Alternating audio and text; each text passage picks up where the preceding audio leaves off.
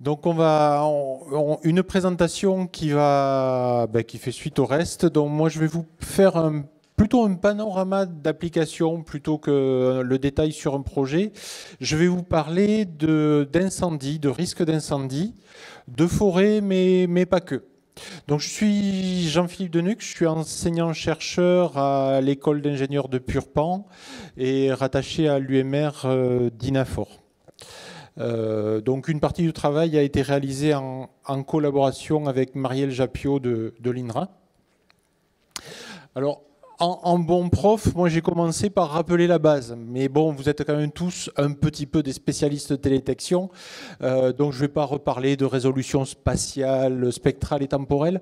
Pourtant, c'est quand même utile, me semble-t-il, de dire qu'on a la chance d'être à un moment où on a beaucoup de données disponibles, beaucoup de données avec des caractéristiques variées qui nous permettent d'observer nos objets d'étude, ici les incendies, de diverses façons. Et tout ça, donc, c'est une des problématiques pour les utilisateurs, ça va être de choisir finalement quelle est la donnée la plus pertinente par rapport à ce que je veux étudier.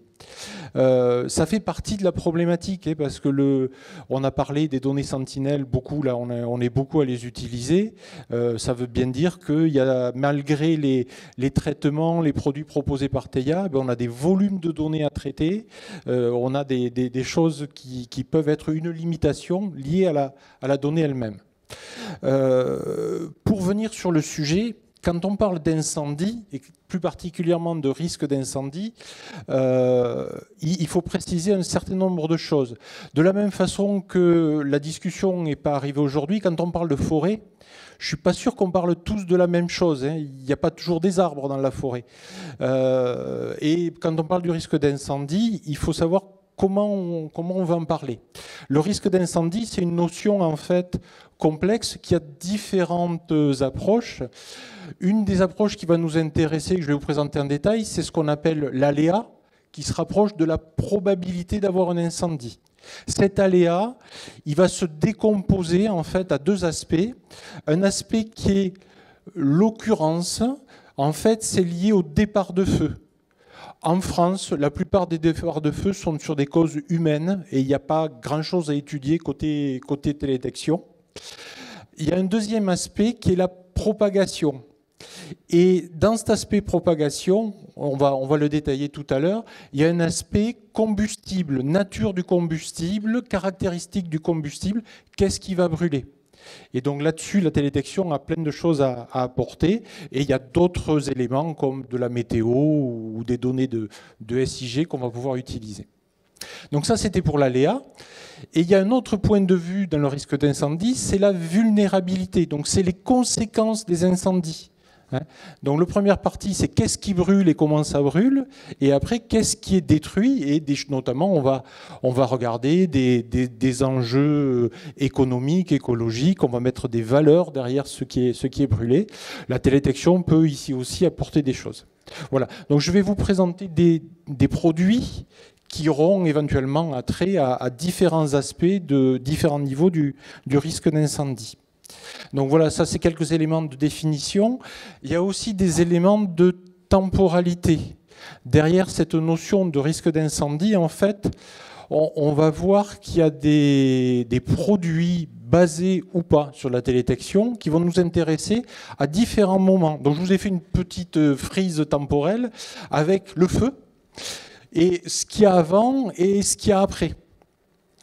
Donc dans ce qu'il y a avant, on va dire sur un temps long lié plutôt à des problématiques d'aménagement. Donc là, on parle sur des délais de plusieurs années. C'est là-dessus qu'on va travailler sur la combustibilité. Ce matin, dans la présentation de l'ONF, on vous a montré rapidement, et Anne Joly il avait présenté des produits de cartes de combustibilité.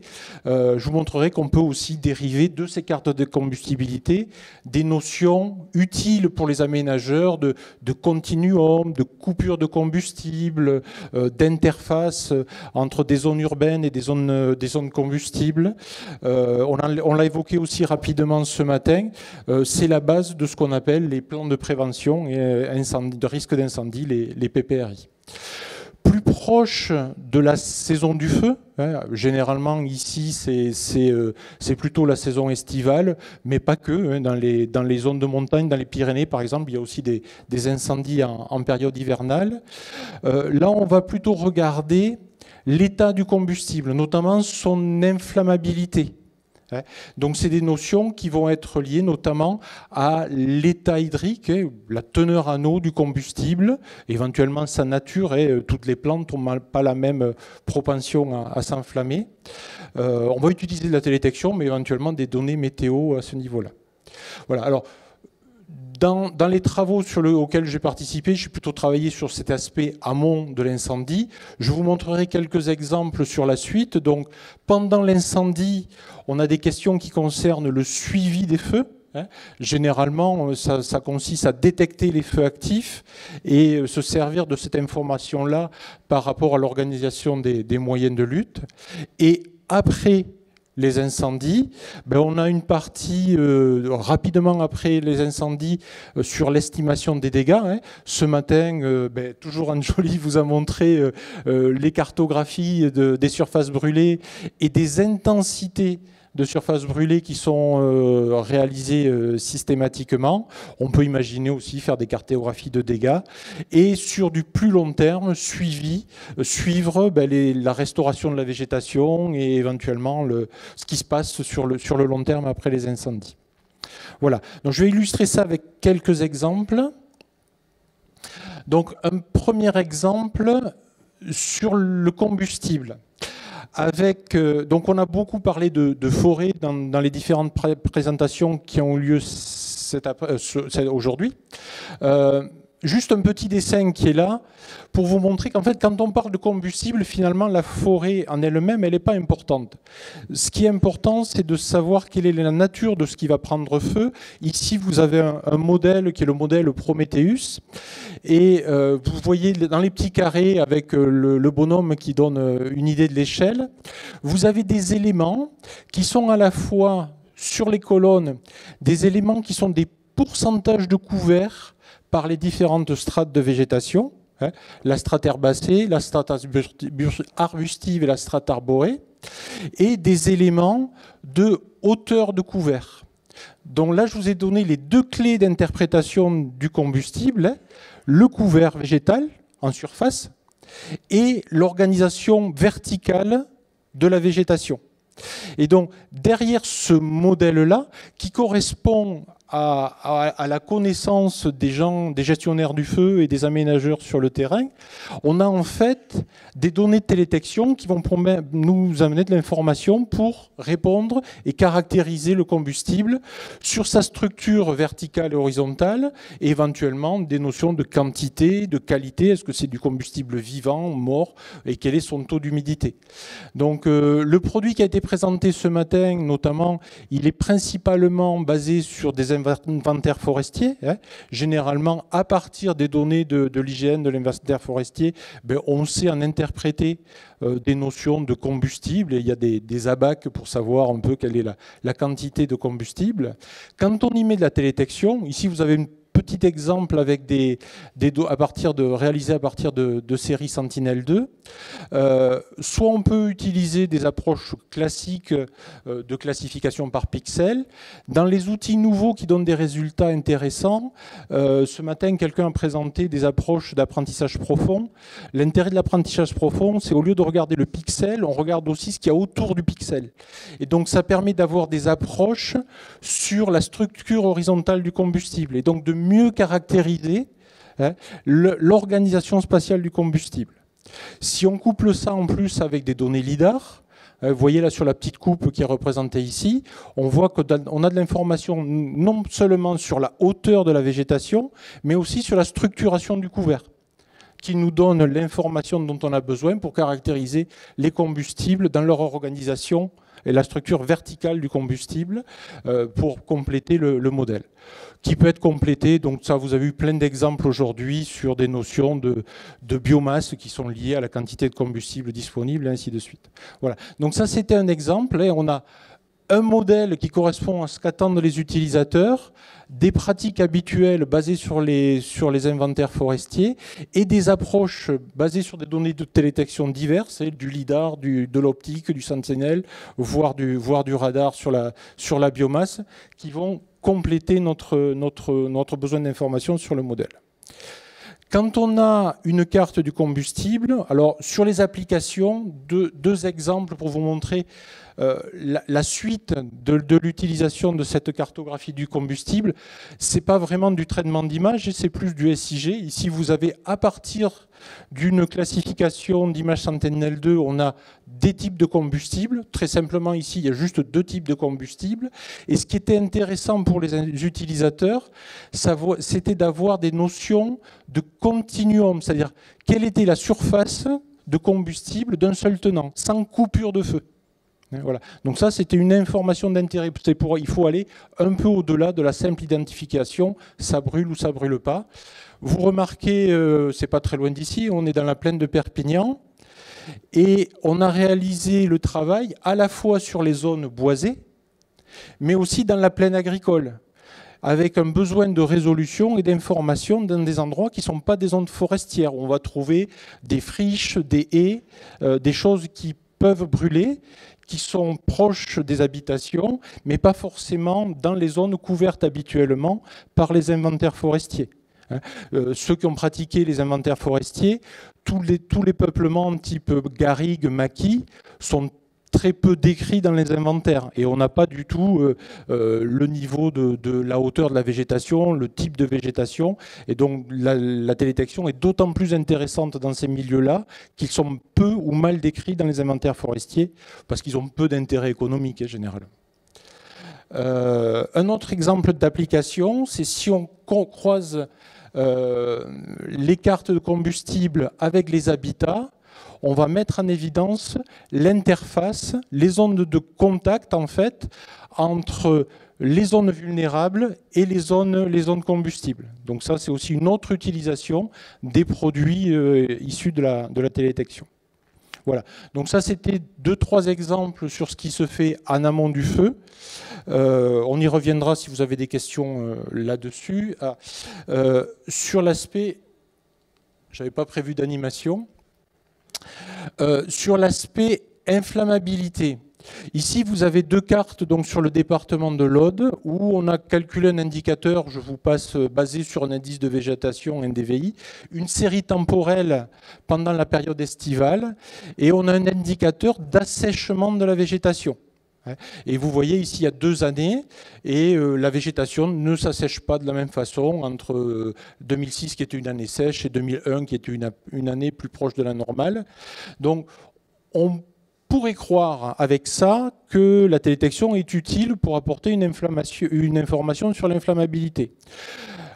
Il faut voir que l'utilisation actuelle du niveau de risque quotidien par les pompiers, c'est une information mise à jour tous les jours, à base de données météo. On est incapable de fournir ce genre de carte sur une base journalière.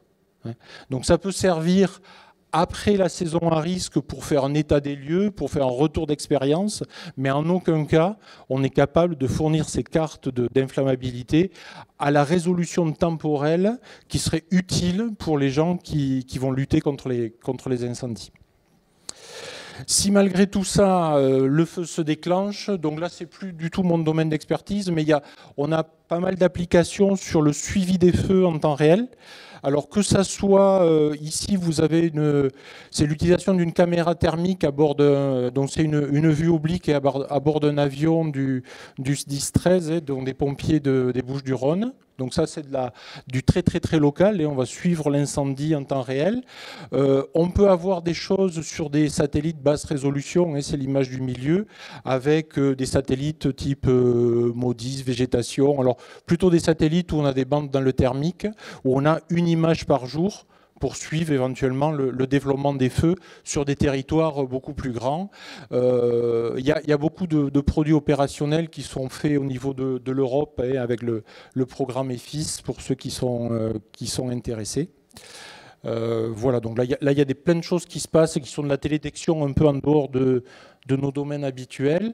Donc ce matin, vous avez eu le produit officiel des cartographies de surface brûlée. Donc là, il y a des choses qui se font assez systématiquement. Là, vous avez 2 exemples dans l'Aude. Donc c'est des incendies de cet été avec une combinaison où vous voyez les traces d'incendie en rouge. Les images, c'est une image sentinelle qui a été acquise quelques jours, 3 ou 4 jours après les incendies.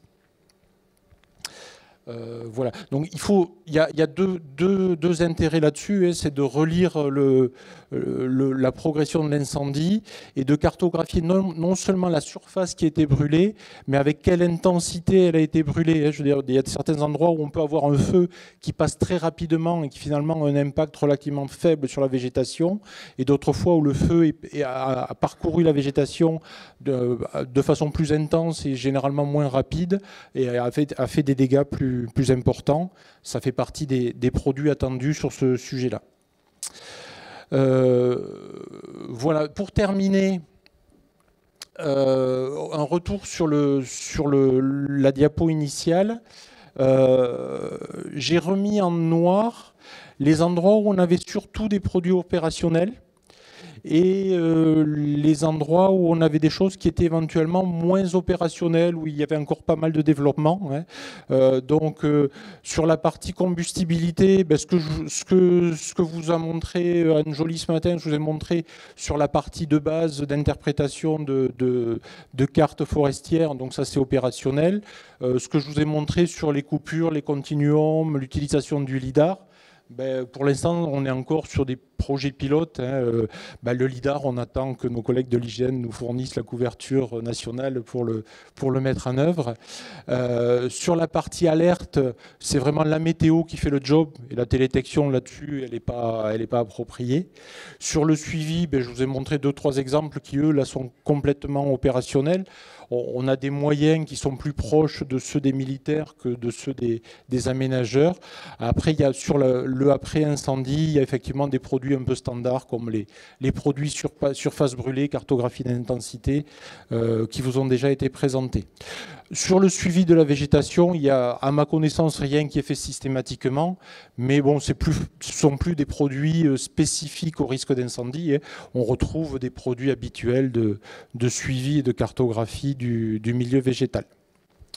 Voilà.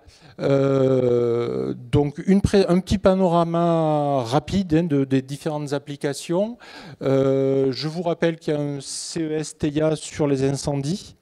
Donc pour les gens intéressés. Et je suis à votre disposition pour des questions.